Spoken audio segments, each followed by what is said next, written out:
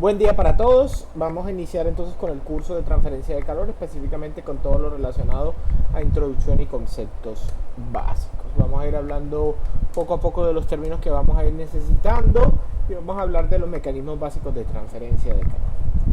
Inicialmente, pues empezamos con las definiciones básicas asociadas al curso. ¿Qué es el calor y qué estudia o cuál es el principal enfoque de la transferencia de calor? El calor simplemente es una forma de energía que se puede transferir de un sistema a otro como resultado de la diferencia de temperatura. Esto es claro, es preciso. Si no existe una diferencia de temperatura, no puede existir transferencia de calor. El calor solo puede existir cuando hay diferencias de temperatura. Y solo puede ir desde un punto de mayor temperatura a un punto de menor temperatura. Entonces, ¿de qué se encarga el estudio de la transferencia de calor? En la ciencia, leyendo literalmente, es la ciencia que trata de la determinación de las razones de esa transferencia. Es decir, se encarga básicamente de definir la velocidad a la que se mueven dichos procesos de transferencia de calor. Una cosa es lo que ustedes veían en termodinámica, lo que ustedes trabajan en el curso de termodinámica, que para calentar una cantidad de agua determinada, ustedes, por ejemplo, para llevar agua a presión atmosférica de 25 grados Celsius hasta 80 grados Celsius, ustedes necesitan una cantidad de energía determinada. Y esa misma cantidad de energía es la que se libera o la que libera el cuerpo cuando este pasa de los mismos 80 grados Celsius a los 25 grados Celsius. Eso es una cantidad de calor, porque hubo un cambio de temperatura. ¿De qué se encarga la transferencia de calor? De ver qué pasa con la velocidad de esa transferencia de calor. Es decir, esa transferencia de calor se dio más rápido, esa transferencia de calor se dio más lenta. ¿Por qué esto afecta? Existen procesos en la industria, existen procesos termofísicos que afectan cómo se comportan ciertos materiales bajo ciertas tasas de transferencia de calor. Por ejemplo, hay procesos como el templado. El templado, que se quiere que un metal alcance una baja temperatura en un alto tiempo. Entonces, no es lo mismo que el metal alcance bajas temperaturas en un tiempo prolongado, que la estructura alcance a ordenarse completamente, o que ese mismo metal alcance una temperatura determinada pero a una velocidad muy baja. Si esa velocidad es muy baja, la estructura no alcanza a ordenarse y se da el fenómeno que nosotros conocemos como el templado. Esa es la diferencia o el caso final de estudio de la transferencia de calor. Nuevamente, la termodinámica se ocupa del equilibrio y la conversión de la energía. ¿Cómo se calienta un café? ¿Cuánta energía tengo que calentar tengo que utilizar para llevar un café a una temperatura determinada? La transferencia de calor se encarga de medir los tiempos, se encarga de medir las razones, se encarga de medir las velocidades de todo ese proceso. Entonces, hay una forma de trabajar la transferencia de calor y desde el punto de vista de la ingeniería nos encontraremos siempre con dos tipos de problemas. El primer tipo de problemas son los problemas de capacidad nominal.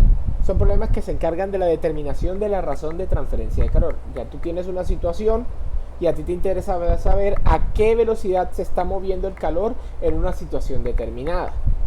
Mientras que tenemos los problemas de dimensionamiento, que se encargan de la determinación del tamaño de un sistema, con el fin de transferir calor a una razón determinada. En este caso son problemas de diseño, son problemas que se encargan de: yo tengo una situación, yo tengo un problema y yo a partir de ese problema yo tengo una necesidad y a partir de ese problema definir cuánto es la tasa de transferencia de calor que yo necesito. Esos son los casos principales y eso es básicamente la forma de trabajo de la transferencia de calor. Ahora, la transferencia por calor tiene una forma de hablarse, tiene una metodología de hablarse y tiene un lenguaje en el cual uno se comunica. En este curso vamos a trabajar principalmente con el sistema internacional, nos vamos a casar principalmente con el sistema internacional. Ahora, el calor se va a representar siempre con la letra Q minúscula y representa la cantidad de calor transferido durante un proceso de transferencia de calor. ¿En qué unidades se representa? En kilojoules o sus múltiplos, es decir, joules, kilojoules, megajoules, gigajoules, etcétera, etcétera, etcétera. Calorías, que es específicamente y muy utilizado en la industria alimentaria, y BTU, que se utiliza principalmente en la industria de la refrigeración y acondicionamiento de aires. En siguiente instancia, ojo, esto es el calor. Ahora, si yo quiero medir la tasa o razón de transferencia de calor, ya no es la letra Q mayúscula sola, sino que es una letra Q mayúscula con un punto en la parte superior. Esto representa la tasa o razón de transferencia de calor. Básicamente es la cantidad de calor en un tiempo determinado. Para el sistema internacional normalmente se representa en kilovatios o en vatios. Normalmente es kilovatios porque vatios, lo mismo que joules, son unidades relativamente pequeñas. ¿Cómo se calcula la tasa o razón de transferencia de calor? Simplemente la tasa total o el calor total transferido en función del tiempo en el que se dio la transferencia de calor. En tercera instancia, hablamos del calor por unidad de masa. Normalmente esto se utiliza para representar propiedades y se ve representado con la letra Q minúscula. Cada vez que usted vea la letra Q minúscula es porque usted le están hablando de calor y le están hablando en función de la masa. Y no solo en la letra Q minúscula, muchas propiedades de la termodinámica se ven representadas en la letra minúscula para establecerlas como por unidad de masa. La entalpía, H minúscula, la energía interna, la U minúscula, la entropía, la S minúscula, todas están en función o por unidad de masa. Y por último, pero no menos importante, el flujo de calor. El flujo de calor se ve representado por la letra Q minúscula como el calor por unidad de masa, pero con un punto en la parte superior, como la tasa o razón de transferencia de calor. ¿Y esto qué representa? La razón de transferencia de calor por unidad de área perpendicular a la dirección de esa transferencia. Es decir, yo tengo una superficie, por esa superficie está pasando una tasa o razón de transferencia de calor. Y eso se ve representado en esa específica unidad de área. ¿Cómo se calcula? Q minúscula punto es igual a la tasa o razón de transferencia de calor sobre el área. Aquí tenemos, por ejemplo, un esquema que nos representa cómo se calculan las diferentes formas de expresar el calor. Entonces tenemos calor total, tasa razón de transferencia de calor, calor por unidad de masa y flujo de calor. Aparte de las formas de expresar el calor, también tenemos que aprender o recordar más bien lo que es un balance de energía. Ustedes en termodinámica aprendieron lo que es un balance de energía, aprendieron o debieron aprender qué es un sistema en estado estacionario y qué es un sistema en estado transitorio. Un sistema en estado estacionario es un sistema que no cambia en el tiempo, es decir, que ya sea la masa, ya sea su temperatura, ya sea la energía, no tiene cambios en el tiempo. Mientras que un sistema en estado transitorio es un sistema que sí tiene cambios en el tiempo, ¿cierto? Cuando nosotros hacemos un balance de energía, lo que buscamos es ver cómo se comporta la energía. Si tenemos un sistema en estado estacionario, ¿cierto? El sistema en estado estacionario cumple que la energía a la entrada es igual a la energía a la salida. Ahora, recordando el concepto de frontera, el concepto de frontera es todo lo que rodea a un determinado sistema que yo quiero analizar. Cuando hablamos de una frontera o cuando hablamos de sistemas de transferencia de calor, nosotros siempre hacemos comparaciones en los balances de energía utilizando fronteras. Y en las fronteras es donde normalmente cambian los mecanismos de transferencia de calor. ¿Por qué cambian? Ya lo vamos a ver más adelante porque varían en función del tipo o el mecanismo de transferencia de calor que se esté trabajando. Si nosotros quisiéramos hacer un balance de energía en esta pared que estamos viendo aquí, de tal forma de que nuestra frontera es aquí y aquí estamos definiendo dónde se va a hacer el balance de energía, el calor 1 atraviesa la frontera porque la frontera es la pared y se vuelve radiación y convección, de tal forma de que el calor en el estado 1 o en la posición número 1 pasa a ser igual a la sumatoria del estado en la posición 2 y el estado en la posición 3. Más adelante ya vamos a ver cómo funcionan cada uno de los mecanismos de transferencia de calor. Dicho esto, entonces ahora vamos a hablar de cuáles son los mecanismos de transferencia de calor. No se confunda con los mecanismos de transferencia de energía. En termodinámica ustedes aprendieron que los mecanismos de transferencia de energía son 3. La energía se puede transferir a través de la masa, a través del trabajo y a través del calor. A través de la masa, a través del trabajo y a través del calor. Este curso se centra en los mecanismos de transferencia de calor, es decir, de las formas que hay para transferir el calor.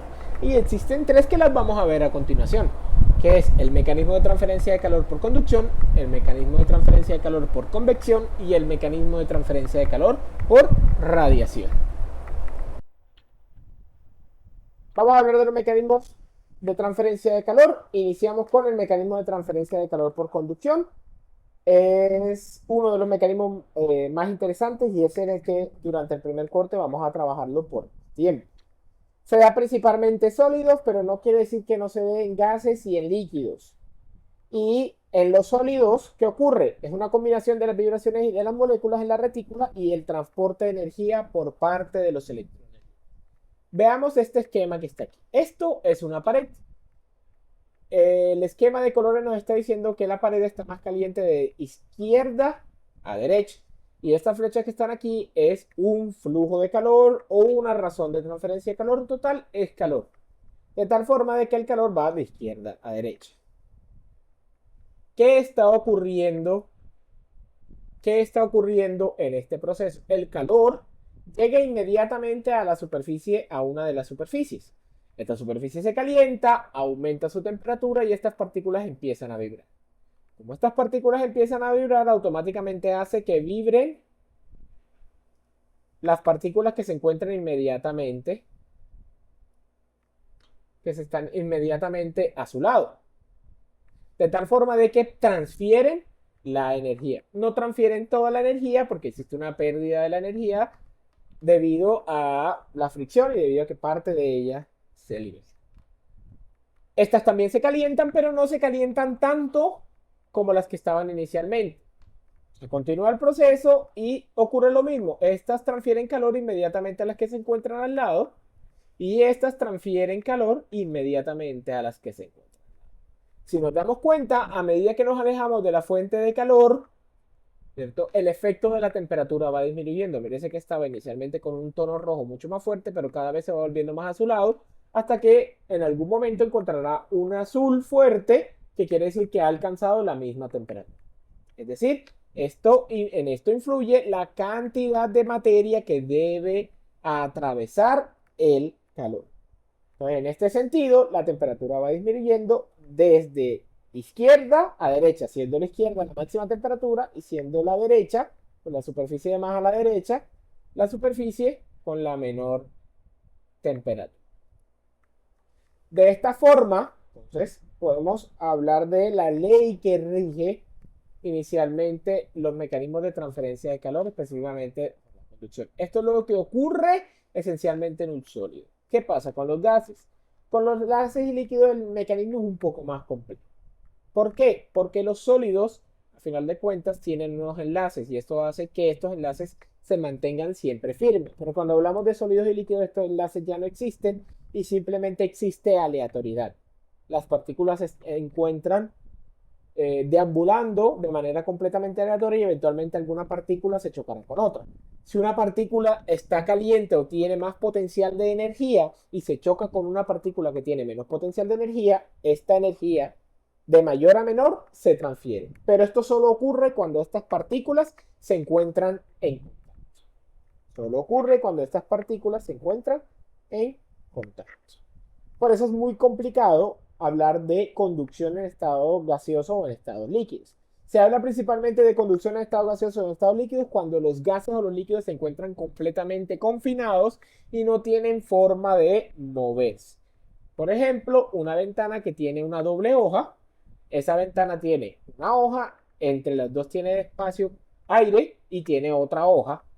Ese aire que se encuentra en la mitad se puede considerar como un material fijo y por tanto se puede considerar como un gas que se encuentra netamente en conducción.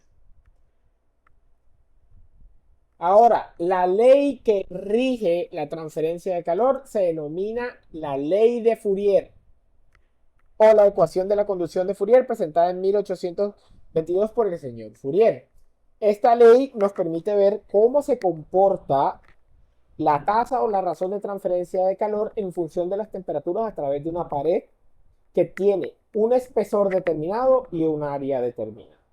¿Qué dice la ley de Fourier? La ley de Fourier establece que la tasa o razón de transferencia de calor es inversamente proporcional al espesor de la pared, es decir, mientras mayor sea el espesor, menor va a ser la tasa de transferencia de calor, va a ser directamente proporcional al área de transferencia de calor, es decir, el área o el espacio por donde está o la superficie por donde está pasando esa cantidad de calor, y va a ser directamente proporcional a la diferencia de temperaturas. Es decir, mientras mayor sea la diferencia de temperatura, mayor va a ser la tasa o razón de transferencia de calor. Si vemos este esquema es una pared.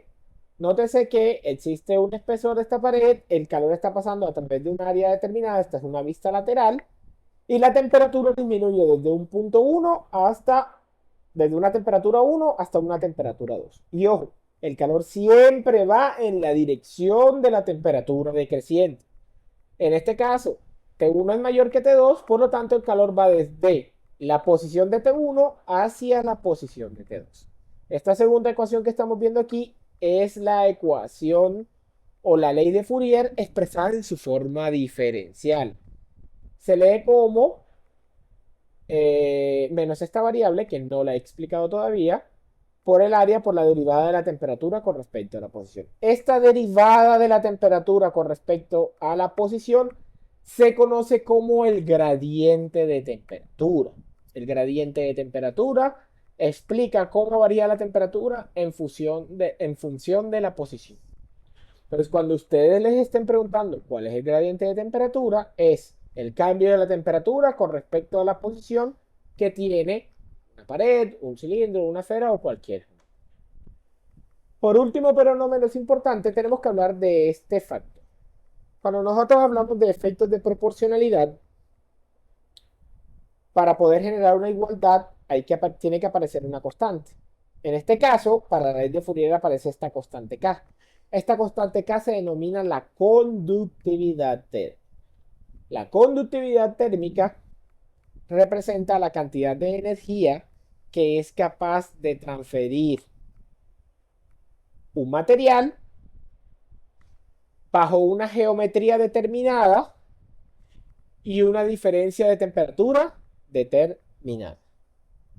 Nuevamente repito, es la capacidad que tiene un material de transferir energía o de mover energía bajo una geometría determinada y una diferencia de temperatura determinada. Esto es una propiedad. Depende principalmente del tipo de material. Hay materiales que son más conductores, hay materiales que son menos conductores. Materiales metálicos son en general más conductores, materiales cerámicos son en general menos conductores, es decir, aislantes. Similar a la conducción eléctrica.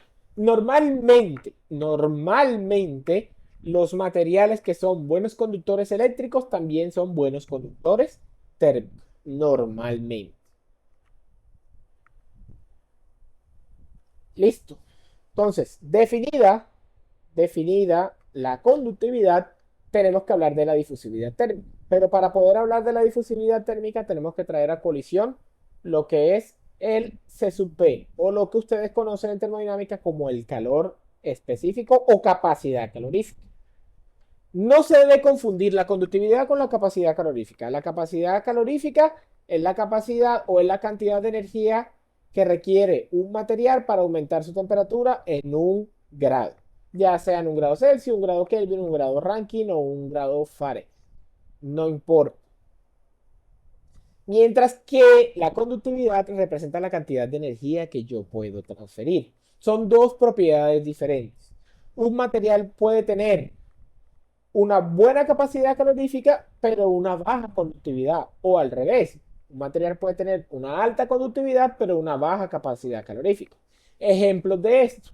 Un ejemplo de un material que tenga una alta capacidad calorífica, pero una baja conductividad es el agua. El agua tiene baja conducción, pero tiene una gran capacidad calorífica porque requiere mucha energía para aumentar su temperatura. Caso contrario, los metales. Los metales tienen una baja capacidad calorífica, pero tienen una alta conductividad. Requieren muy poca energía para aumentar su temperatura, pero conducen muy bien el calor. Como es una danza, una pelea entre estos materiales, entre estas dos propiedades, aparece una tercera propiedad que la relaciona, que se denomina la difusividad térmica. La difusividad térmica, representada con la letra alfa, representa cuán rápido se difunde el calor por un material. Es decir, representa una lucha de el calor que se conduce con respecto al calor almacenado dentro de un material, es decir, la relación entre la conductividad sobre la densidad por el calor específico. Y se mide en metros cuadrados por segundo. Es decir, cómo se difunde la energía en función de una superficie, en función de un área determinada. Mientras mayor sea la difusividad, más conductor será el material, menos almacenador será el material. Mientras más baja sea la difusividad, menos conductor será el material y más almacenador será el material. Aquí a la derecha vemos una tabla que se encuentra en el libro, una tabla que extraje para ustedes, que nos da la difusividad de diferentes materiales. Si usted no encuentra de pronto la difusividad de esos materiales, usted puede calcularla de esta forma. Cabe resaltar lo siguiente, la difusividad térmica y la conductividad térmica son propiedades. ¿Qué implica que estas sean propiedades? Que varían en función de la presión y la temperatura a la cual esté sometido la sustancia. Es decir, la conductividad y la capacidad calorífica no son constantes. Cuando aumenta la temperatura, la conductividad o la capacidad calorífica de un material tiende a cambiar. Los cambios son muy pequeños, pero tienden a cambiar. Vamos a hablar ahora del mecanismo de transferencia de calor por convección. Esta es la segunda forma en la que se transfiere el calor en general. ¿En qué consiste? Ya hablamos de qué pasa en los sólidos. Ahora vamos a hablar qué pasa cuando tenemos algo, un gas o un líquido que se mueve. Porque cuando hablamos anteriormente de los gases y los líquidos, hablamos de gases o líquidos que se encuentran estáticos para que se genere la conducción.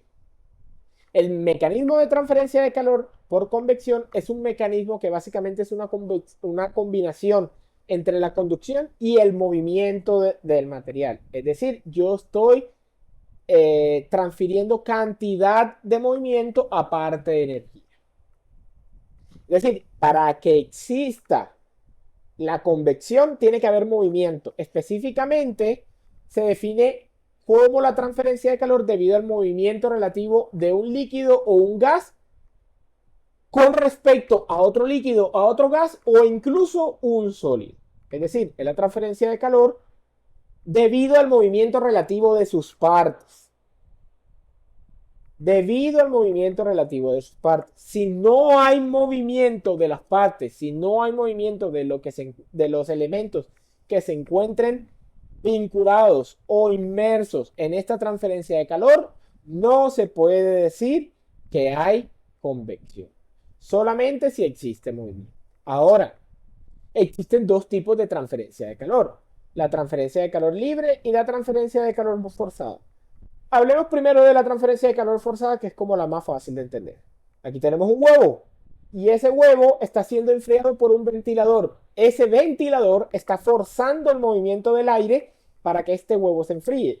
Existe una transferencia de calor por convección entre el aire y el huevo. ¿Por qué? Porque lo está forzando el ventilador. Esto es convección forzada. La convección natural se refiere a que si yo dejo ese huevo en una mesa y nada está soplando, ni el viento ni nada, sino que está en una habitación donde el aire está quieto, yo dejo ese huevo, ¿qué va a ocurrir? Ese huevo está más caliente que el aire y por tanto el huevo va a calentar el aire que está inmediatamente a su alrededor. Al calentar ese aire que está inmediatamente a su alrededor, ese aire va a disminuir su densidad. Mayor temperatura, la ley de los gases ideales implica que el gas tenga menor densidad. El gas caliente tiende a subir y le da espacio a un gas más frío. ese gas más frío vuelve a calentarse y se repite un ciclo o un círculo de tal forma de que ese huevo se enfríe. Normalmente la convección libre es un poco más lenta que la convección forzada. Es decir, si yo intento calentar el mismo huevo, exactamente las condiciones, en las mismas condiciones de temperatura, en las mismas condiciones de temperatura de la habitación, la convección forzada hará que ese huevo se enfríe más rápidamente que la convección natural. Esta ley se analiza o se evidencia a través de la ley de enfriamiento de Newton. La ley de enfriamiento de Newton establece la rapidez de la transferencia de calor por convección y esta es directamente proporcional al área de contacto entre el fluido y el sólido o entre los dos fluidos y la diferencia de temperatura. Pero aparte aparece una constante de proporcionalidad H. Esa constante de proporcionalidad se denomina el coeficiente de transferencia de calor. A diferencia de la conductividad, H no es una propiedad. H depende de la configuración geométrica de la superficie, depende de la naturaleza del movimiento, es decir, si el movimiento viene de arriba hacia abajo, de abajo hacia arriba, de derecha a izquierda, de izquierda a derecha, si está dada por una cara perpendicular o por una cara diagonal, depende de la velocidad del fluido, depende de muchos factores y depende de tantos factores que no se puede considerar una propiedad. Nuevamente se denomina el coeficiente de transferencia de calor. En este punto, la mayoría de los estudios de convección se centran justamente en calcular cuánto es el coeficiente de transferencia de calor por convección. Ahora, vamos a hablar del mecanismo de transferencia de calor por radiación. Se dice que es el mecanismo de transferencia de calor más rápido de todos, puesto que a diferencia del mecanismo de transferencia de calor por convección o el mecanismo de transferencia de calor por convección, no requiere un medio, es decir, se propaga por el vacío. ¿Por qué? Porque se emite a través de ondas electromagnéticas. ¿Y qué onda electromagnética conocemos nosotros, que es la más común de todas? La luz. Es decir, este mecanismo de transferencia de calor se transfiere a la misma velocidad que la luz. O sea, es muy rápido. Ahora bien, todo cuerpo tiene la capacidad de emitir radiación. No solo el Sol, como lo conocemos, es el único que emite radiación. Todos los cuerpos emiten radiación. Siempre que un cuerpo, su temperatura sea mayor al cero absoluto, es decir, 0 Kelvin, ese cuerpo siempre va a emitir radiación. Y la radiación, así como cualquier mecanismo de transferencia de calor, va desde un punto de mayor temperatura a un punto de menor temperatura. Se considera que es un fenómeno volumétrico porque solo sucede en la superficie de dicho componente y depende de las condiciones superficiales del elemento que está transfiriendo o del elemento que esté recibiendo radiación. ¿Cómo se mide la radiación? A través de la ley de Stefan-Boltzmann. La ley de Stefan-Boltzmann mide la razón máxima de transferencia de calor que puede emitir una superficie a una temperatura determinada y está dada a partir de una constante que es la constante de Stefan-Boltzmann. La constante de Stefan-Boltzmann tiene un valor de 5.67 por 10 a la menos 8 vatios metro cuadrado Kelvin a la 4. Depende también del área porque es un fenómeno volumétrico y depende de la temperatura a la 4. Entonces, esto representa la razón máxima de transferencia de calor. Sin embargo, un cuerpo no emite a la máxima tasa de transferencia de calor. Solo los que se conocen como cuerpos negros, es decir, que tienen una superficie ideal que emiten radiación a una tasa máxima, son aquellos cuerpos que emiten radiación a su máxima potencia, pero no todos los cuerpos emiten a su máxima potencia. Como no todos los cuerpos emiten a su máxima potencia, aparece un factor que se denomina la emisividad. La emisividad es una medida de qué tan cercano estoy yo de que un cuerpo sea negro o no. Va de 0 a 1. 0 se considera un cuerpo blanco, 1 se considera un cuerpo negro, es decir, un cuerpo que emite la mayor radiación posible. Y un cuerpo blanco es un cuerpo que no emite radiación. Cualquier valor entre 0 y 1 son todos los cuerpos normales y toda la gama de colores que ustedes conocen. Nuevamente, la emisividad va de 0 a 1 y es un factor que todos los materiales, todas las superficies se tienen. Y depende del tratamiento superficial, depende del color de la superficie y depende del tratamiento que tenga dicho material. No existe ningún cuerpo negro, ningún cuerpo es completamente negro, pero sí hay cuerpos que son muy cercanos a ser cuerpos negros. Hablamos de la emisividad, pero también existe otro factor que es la absortividad. Hablamos de emitir primeramente, es decir, un cuerpo que tiene la capacidad de emitir. Ahora tenemos que hablar de un cuerpo que tiene la capacidad de absorber. Emitir y absorber no son necesariamente lo mismo. La emisividad y la absortividad son propiedades que están relacionadas. La absortividad es la propiedad que define la cantidad de energía que un cuerpo es capaz de absorber en función de una energía que llegó de manera incidente. También va de 0 a 1. Se denomina 1 a un cuerpo negro, es decir, un cuerpo que tiene la capacidad de absorber toda la energía que le llega, y se denomina 0 a un cuerpo blanco, es decir, un cuerpo que es capaz de reflejar toda la energía que le llega. Y cualquier valor entre 0 y 1 es toda la gama de colores que usted conoce. Toda la gama de colores que usted conoce.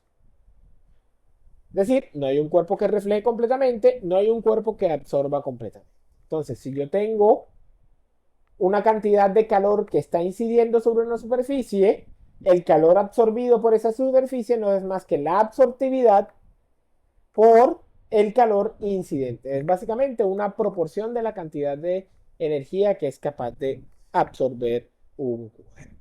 Ahora bien, hablamos que existe la absortividad y existe la emisividad.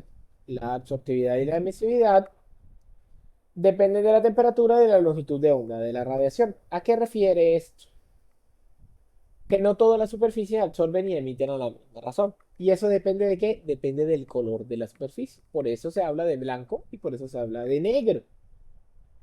No es lo mismo una superficie que se encuentra al sol, que sea, por ejemplo, de un color azul oscuro, a un color que sea, por ejemplo, un rosado claro. Normalmente, los colores más oscuros tienden a tener emisividades más altas y los colores más claros tienden a tener emisividades más bajas. ¿Qué implica? Que si yo pongo dos superficies, esa superficie azul oscura al sol y esa superficie rosado claro también al sol, los dos exactamente en el mismo momento, cuando yo quiera medir la temperatura del azul oscuro siempre va a ser mayor que la temperatura del azul. Y esto hace que esas emisividades sean completamente diferentes, a pesar de que el calor incidente sea el mismo. Ahora, hablando de la emisividad y la absortividad, en general, una superficie que no tenga un tratamiento superficial especial, una superficie siempre va a tener o siempre va a cumplir la ley de Kirchhoff de la radiación, la cual afirma que la emisividad y la absortividad de un material siempre va a ser la misma. La emisividad y la absortividad de un material siempre va a ser la misma. Ya analizamos un elemento que emite por separado y un elemento que absorbe por separado. Ahora vamos a ver la interacción con los alrededores. Cuando hablamos de la ley la ley de Stefan Boltzmann para los alrededores, se establece que la transferencia de calor o la tasa de transferencia de calor por radiación es igual a la emisividad por la constante de Stefan Boltzmann por el área superficial por la diferencia de temperaturas a la cuarta potencia entre la superficie y los alrededores. Esto nos va a permitir medir cómo se comporta el calor en una superficie bajo temperaturas determinadas en condiciones circunstantes a sus alrededores. Recuerden que esto es meramente superficial, es decir, que una pared o una superficie solo puede transferir calor por radiación hacia otra superficie. Si no hay superficie, no puede haber ni quien absorba ni quien reciba. Por último, pero no menos importante, y los dejo para que y esto los dejo como una forma para que ustedes revisen el libro y repasen de manera autónoma los mecanismos de transferencia de calor que acabamos de ver, que son la conducción, la convección y la radiación, no aparecen de manera independiente. ¿Qué quiere decir esto? Que los mecanismos de transferencia de calor normalmente aparecen en conjuntos, de tal forma de que ellos generan muchas interacciones entre sí. Y si yo quiero ver cómo interactúan, tengo que establecer balances de energía en las fronteras o en superficies para poder definir cómo se está transformando la energía de un punto a otro. Por ejemplo, si yo tengo una pared y esa pared está transfiriendo calor por conducción, pero cuando el calor llega a la superficie, ya ese calor deja de comportarse completamente como conducción y se transforma en convección y en radiación. Entonces, no aparece, es muy raro tener un mecanismo de transferencia de calor de manera independiente. Lo común es que estos mecanismos de transferencia de calor trabajen de manera combinada y de manera simultánea. Muchas gracias por esta sesión. Espero les haya gustado. Cualquier duda que ustedes tengan pueden consultar a través de Cintia. Pueden dejar preguntas o pueden hacerme preguntas a través del grupo que con gusto las responderé. Muchas gracias.